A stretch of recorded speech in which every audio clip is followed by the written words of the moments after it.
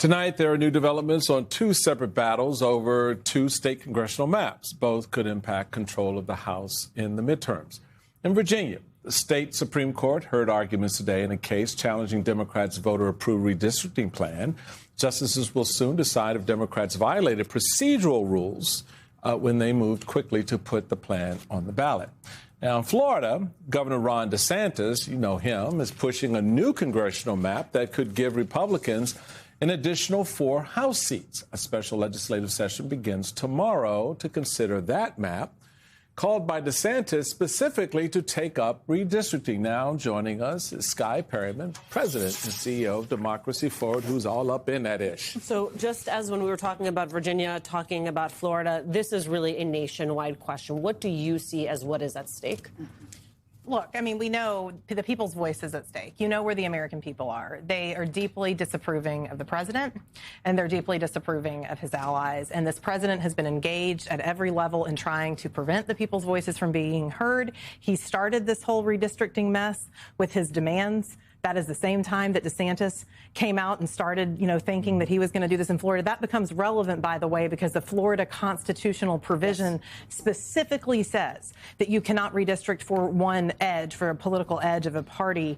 But this is just the latest in the president's attempt to try to prevent the people's voices from being heard. I think he's going to be sorely disappointed in November, but we do have a legal and a political fight ahead.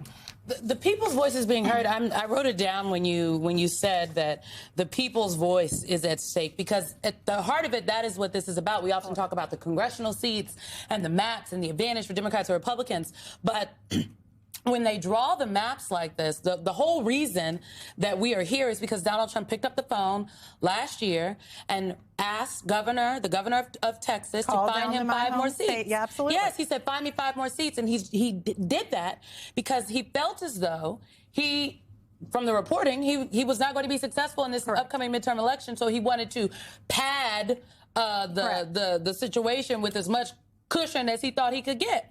So the people should be the focus here, and I think that they're getting lost. The people's voice is what is at stake. I think you're going to see people engage, as they have been, in all different kinds of ways, and you're going to see them show up in court and in communities and in the streets. But this is a president that, at the end of the day, does not want the people's voice to be heard.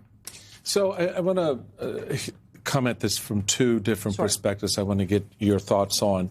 The first is a broader one that speaks to the core reality, which actually makes what Donald Trump did with Texas rather stupid.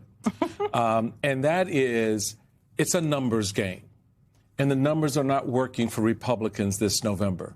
It doesn't matter if DeSantis finds 4 more seats. It doesn't matter if Texas comes up with an additional 4 or 5 seats. Democrats are poised right now to take, in my estimation, humbly speaking, up to 40 seats. So in one sense, this is a crazy sort of narrative that Donald Trump is stirred up because, A, he doesn't understand how the politics works, B, he has no idea what redistricting involves and how that process plays out.